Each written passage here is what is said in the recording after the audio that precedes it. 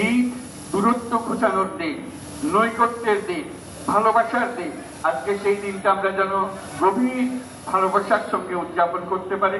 এই নৈকট্য এবং এই ঐক্য জাতির জন্য যেন স্থায়ী হয়, আমরা যেন একটা ঐক্যবদ্ধ জাতি হিসেবে সামনে এগিয়ে যেতে পারি।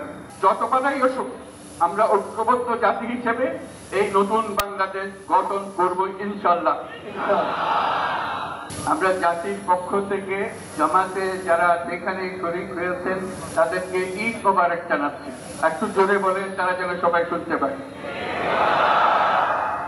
যারা ঈদের জামাতে শরীক খাবার সুযোগ পান নাই তাদেরকেও আমরা ঈদ মোবারক জানাচ্ছি, সেটাও জোরে ঈদ মোবারক। আমাদের মা বোনেরা, মহিলারা যারা ঘরে আছেন তাদেরকেও আমরা জাতির পক্ষ থেকে ঈদ মোবারক জানাচ্ছি।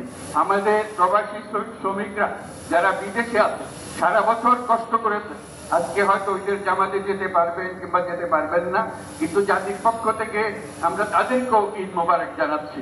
যারা বাংলাদেশিরা আছেন পৃথিবীর বিভিন্ন দেশে, জাতির পক্ষ থেকে তাদেরকে আমরা বলে যাইনি, তাদেরকেও আমরা ঈদ মোবারক জানাচ্ছি। যারা হাসপাতালে আছে, রোগী বিভিন্ন কারণে ঈদের জামাতে যেতে পারেন নাই, তাদেরকেও ঈদ মোবারক জানালাম।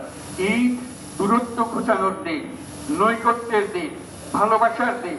আজকে সেই দিনটা আমরা যেন গভীর ভালোবাসার সঙ্গে উদযাপন করতে পারি। সেই বাক্য, সেই মেসেজ আমরা যেন সবার কাছে পৌঁছে দিতে পারি।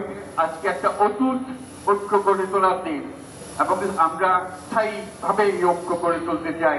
ঈদের জামাতের এটাই আমাদের কামনা।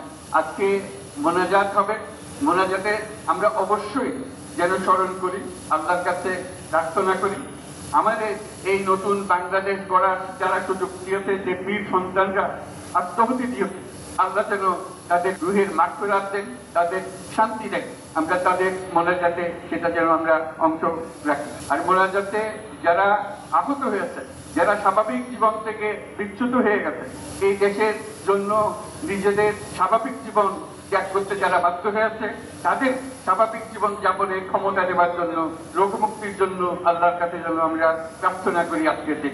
আজকের দিনে আমরা প্রার্থনা করি যে নৈকট্য আজকের দিনে আমরা শুরু করলাম, এই নৈকট্য এবং এই ঐক্য জাতির জন্য যেন স্থায়ী হয়, আমরা যেন একটা ঐক্যবদ্ধ জাতি হিসেবে সামনে এগিয়ে যেতে পারি। যারা আত্মত্যাগ করেছেন, যারা নতুন বাংলাদেশের স্বপ্ন বাস্তবায়ন করার জন্য নিজের আত্মাহুতি দিয়েছেন, বেঁচে থাকলেও স্বাভাবিক জীবন যাপন করতে পারছেন না, তাদের স্মরণে আমরা যেন মোনাজাত করি আল্লাহর কাছে। আমরা অবশ্যই সেই স্বপ্ন বাস্তবায়ন করবই। যত বাধা সত্ত্বেও, যত বাধাই আসুক, আমরা ঐক্যবদ্ধ জাতি হিসেবে এই নতুন বাংলাদেশ গঠন করব ইনশাআল্লাহ। এই মোনাজাতটা আপনারা সবাই মিলে একসঙ্গে করবেন। ধন্যবাদ সবাইকে। ঈদ মোবারক সবাইকে।